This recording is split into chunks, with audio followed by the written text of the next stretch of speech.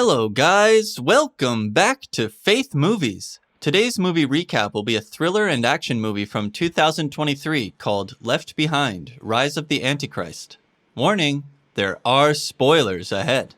The movie opens with Jonathan Stonegold, a visionary man convinced that technology holds the key to humanity's salvation.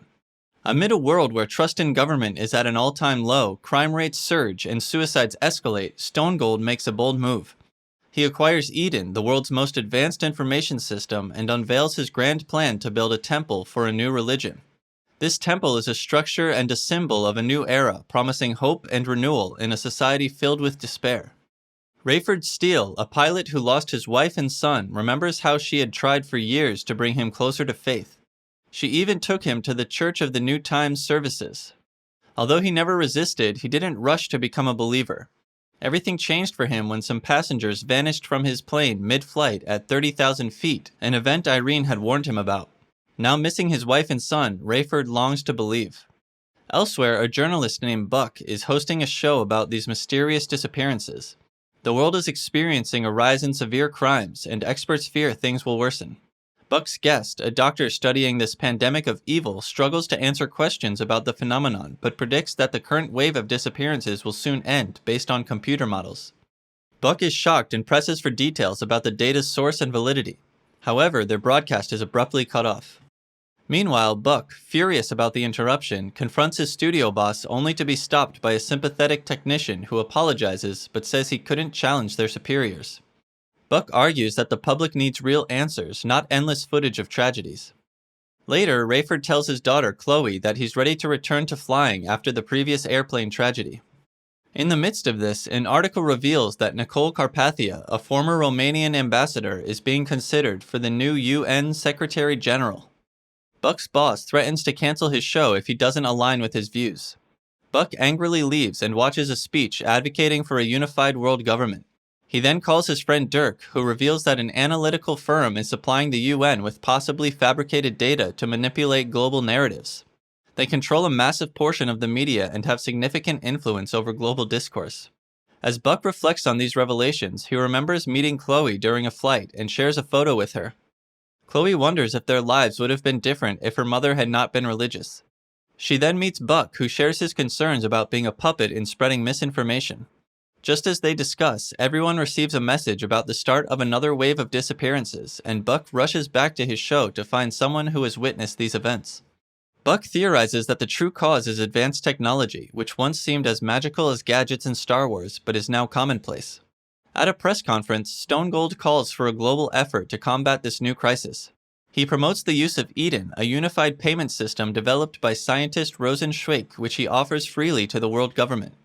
During the live broadcast, Buck begins questioning Stonegold, who admits that the priority is to establish peace in the Middle East. Buck then confronts his boss, highlighting that the doctor is in league with those advocating for a unified government, which promises global prosperity but also frightens people with threats of catastrophe.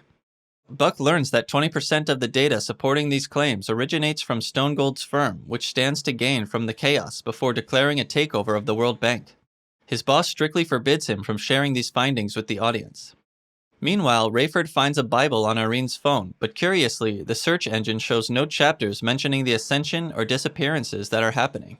The church's online accounts are blocked, and the pastor's contact is missing, so he decided to visit the church to ask questions. Rayford goes to the church, finds it closed with broken windows, and armed with a golf club, he enters through the back. Inside, he helps the pastor, who had been attacked by hooligans. At the same time, Chloe is assaulted by a thug but manages to protect her purse, although she injures her hand. While picking up her scattered belongings, she finds a church pamphlet from the church where Rayford is now aiding the pastor. The pastor believes the disappearances are the rapture and assures Rayford that his wife is safe. He requests to be left to continue his work.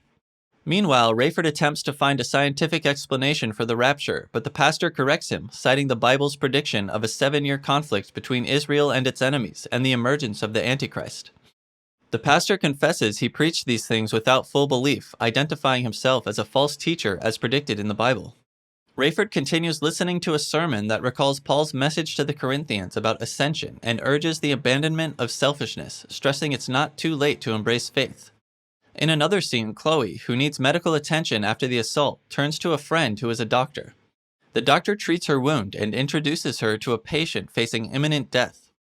The doctor and her patient try to persuade Chloe to accept the reality of the events, as her mother had passionately believed. Meanwhile, Dirk tries to hack into Eden's main server, but initially can't find the password. Unexpectedly, he receives a text from an unknown person providing the password, allowing him access. Dirk informs Buck about his breakthrough. Concurrently, Rayford is visited by a former colleague who offers to help him advance at the United Nations, but he declines, now committed to his faith. She leaves, uninterested in his religious talk. Meanwhile, news coverage shows Nicole Carpathia arriving at the United Nations with enthusiastic welcomes. Buck meets with Dirk, who reveals unusual lines of code in Eden, suggesting it includes biometric surveillance and social rating features. Meanwhile, Rayford tries to convince Chloe to go to church, but she is initially hesitant. A sick woman overhearing their conversation insists on being taken along to the pastor. Rayford finds flyers in the church that explain everything, just as Chloe and other women enter, now ready to hear from the priest. Elsewhere, Dirk points out to Buck a line in the data indicating 3 critical dates: the day of the first disappearance, the recent start of the second wave, and a date 3 days ahead. The code was written well before the disappearances began, suggesting the creator of Eden knew what was about to happen. Buck then asks Dirk to input 3 names into the system, revealing that these people don't exist, indicating a deception. After they were done, the men planned to meet the person who sent the password. As Buck helps the operator load equipment, Dirk gets into the car and notices a bomb. He warns his friends just before the car explodes. Meanwhile, Chloe questions why non-believers disappeared. The pastor explains that even Jesus warned his followers about this, emphasizing that one must believe only in the true Lord to avoid disaster.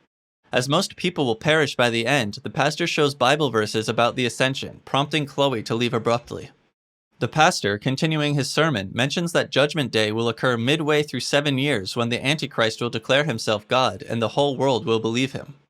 Chloe visits the cemetery while Buck goes to Dirk's secret room to retrieve his laptop but is spotted by federal agents, forcing him to hide in a garbage bin. The agent, frustrated, shoots at the bin, damaging the laptop. Buck's operator calls to say the studio is being raided by the feds and his assistant was found dead. Stone Gold and the project's creator asks Nicole to support the Eden project. Nicole believes everything is proceeding well without his help, crediting Stonegal. Stonegal informs Nicole he has chosen him as his successor. In the next scene, a doctor asks Rayford why he didn't believe, despite his wife being a true believer. Ray admits his negligence but has now embraced faith. The doctor confesses her skepticism, and Ray reassures her that faith is about opening oneself to belief, even with doubts. Later, Buck finds Chloe at her mother's exhumed grave. Opening the coffin, they find only her dress, confirming the rapture for Chloe. A few parishioners gather at the church, but Buck remains skeptical while Chloe stands by her father. Buck calls scientist Rosen and reveals everything about Stonegal's misuse of Eden. Rosen goes to Nicole, asking him to reclaim the project. The next morning, Buck meets with Rosen, who dreams of building a temple on the Temple Mount and is thus enthusiastic about Stonegal's proposal. Buck, alarmed by the mention of a 7-year peace treaty, begins to believe the biblical prophecies. He apologizes to God and seeks guidance. He calls his operator, admitting he was wrong, and seeks help. They go to confront Stonegal about his plans, not just for financial control, but to plunge the world into technocratic chaos. Nicole, forced to confront the truth, grabs a gun and shoots Stonegal, taking control. The people react only after Nicole claims leadership.